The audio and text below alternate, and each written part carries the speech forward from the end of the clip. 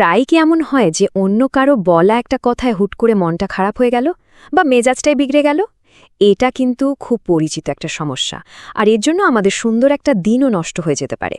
তো চলুন আজ আমরা ঠিক এটাই বোঝার চেষ্টা করব কিভাবে এই অবস্থা থেকে বের হওয়া যায়। আজকের এই আলোচনায় আমরা ধাপে ধাপে এগোব। প্রথমে আমরা দেখব এই বিরক্তির ফাঁদ জিনিসটা আসলে কি, তারপর বুঝব কেন সাধারণ কথা আমাদের এতখানি প্রভাবিত করে, আর শেষে এমন কিছু কৌশল নিয়ে কথা বলবো যা দিয়ে আমরা নিজেদের আবেগের নিয়ন্ত্রণটা আবার নিজেদের হাতেই ফিরিয়ে আনতে পারি। তাহলে শুরু করা যাক। চলুন শুরুতে সেই পরিচিত অনুভূতিটা নিয়ে কথা বলি। ওই যে সেই মুহূর্তটা যখন অন্য কারোর একটা সাধারণ মন্তব্য আমাদের মনের সব শান্তি এক নিমিষে কেড়ে নেয়। এই অংশটাতে আমরা সেই বিরক্তির ফাঁদটাকে একটু কাছ থেকে দেখব। আমাদের অনেকেরই কি এমনটা হয় না? যদি উত্তরটা হ্যাঁ হয়, তাহলে এটা জেনে রাখা ভালো যে এই অনুভূতিটা কিন্তু শুধু একার নয়, এটা অনেকেই অনুভব করেন।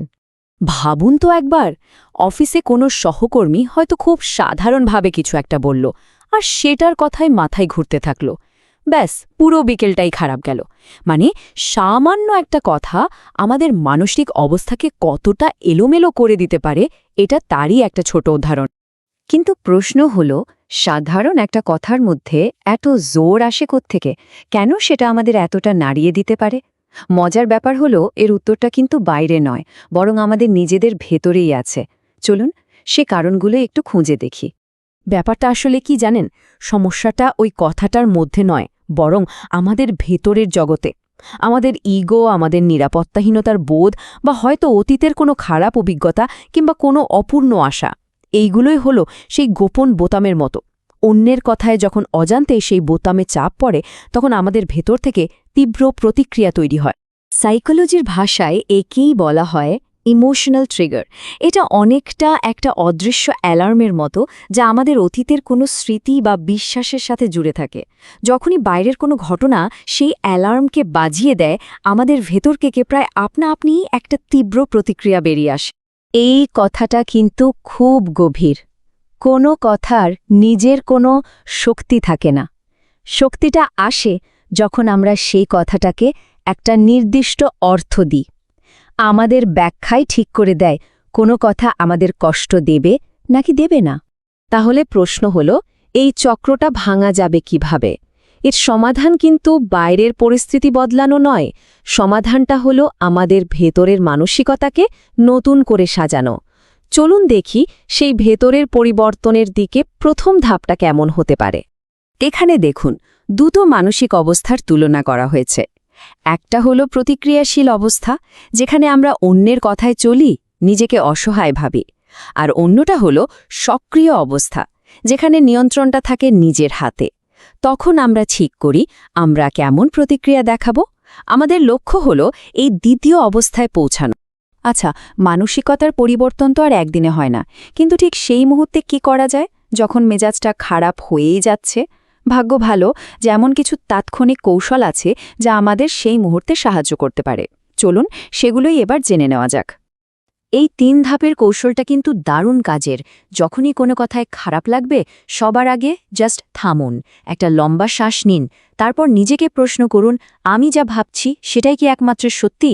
আর সবশেষে চেষ্টা করুন এটা ভাবতে যে হয়তো ওই মানুষটা খারাপ কিছু বোঝাতে চায়নি। এই ছোট্ট অভ্যাসটাই দেখবেন আপনার পুরো প্রতিক্রিয়াটাকেই বদলে দেবে। আসল ক্ষমতাটা কিন্তু এখানেই লুকিয়ে আছে। কোনো ঘটনা ঘটার সঙ্গে সঙ্গে রিয়্যাক্ট না করে তার মাঝখানে যদি একটা ছোট্ট বিরতি নেওয়া যায়, ওই বিরতির মধ্যেই আমরা নিজেদের নিয়ন্ত্রণটা ফিরে পাই। ওই ছোট্ট ফাঁকটাই আমাদের স্বাধীনতার আসল জায়গা। তাৎক্ষণিক কৌশলগুলো তো হলো ফার্স্ট এইডের মতো, যা আমাদের ওই মুহূর্তটা সামলাতে সাহায্য করে। কিন্তু যদি লম্বা সময়ের জন্য শান্তিতে থাকতে হয়, তাহলে আমাদের নিজেদের ভেতরে একটা মজবুত দুর্গ তৈরি করতে হবে। এমন একটা দুর্গ যা বাইরের ছোটখাটো আক্রমণে সহজে ভেঙে পড়বে না। চলুন দেখি সেই দুর্গটা গড়া যায় কিভাবে। এই টাইমলাইনটা খুব সুন্দরভাবে একটা জিনিস দেখাচ্ছে। মানসিক শক্তি রাতারাতি তৈরি হয় না, এটা একটা জার্নি। শুরুটা হয় সচেতনতা দিয়ে, তারপর অনুশীলনের মাধ্যমে সেটা অভ্যাসে পরিণত হয়, আর ধীরে ধীরে আমাদের ভেতরে একটা গভীর শান্তি নিয়ে আসে। এই দুর্গটাকে মজবুত করার জন্য প্রতিদিন কিছু কাজ করতে হয়, যেমন একটু সময় নিয়ে নিজের ভেতরের অনুভূতিগুলো বোঝা, অন্যের মুম থেকে ভাবার চেষ্টা করা, নিজের জন্য স্বাস্থ্যকর সীমানা তৈরি করা আর জেনে বুঝে নেগেটিভ পরিস্থিতি বা মানুষ থেকে দূরে থাকা। এই ছোট ছোট অভ্যাসগুলোই সময়ের সাথে সাথে বিশাল পরিবর্তন নিয়ে আসে। পুরো আলোচনার সারমর্ম যদি একটা লাইনে বলতে হয় তবে সেটা এটাই: আসল স্বাধীনতা টাকা বা ক্ষমতার মধ্যে নেই, আসল স্বাধীনতা আছে আমাদের ভেতরে। যখন আমরা যে কোনো পরিস্থিতিতে নিজের প্রতিক্রিয়াটা নিজে বেছে নেওয়ার ক্ষমতা অর্জন করি, তখনই আমরা আসলে স্বাধীন হই। শেষ করার আগে চলুন একটা প্রশ্ন নিয়ে ভাবি। আমাদের আবেগের রিমোট কন্ট্রোলটা কার হাতে? সেটা কি অন্যের হাতে, নাকি তার নিয়ন্ত্রণটা আমাদের নিজের হাতেই আছে? এই উত্তরটাই হয়তো জীবনকে দেখার দৃষ্টিভঙ্গিটাই বদলে দিতে পারে।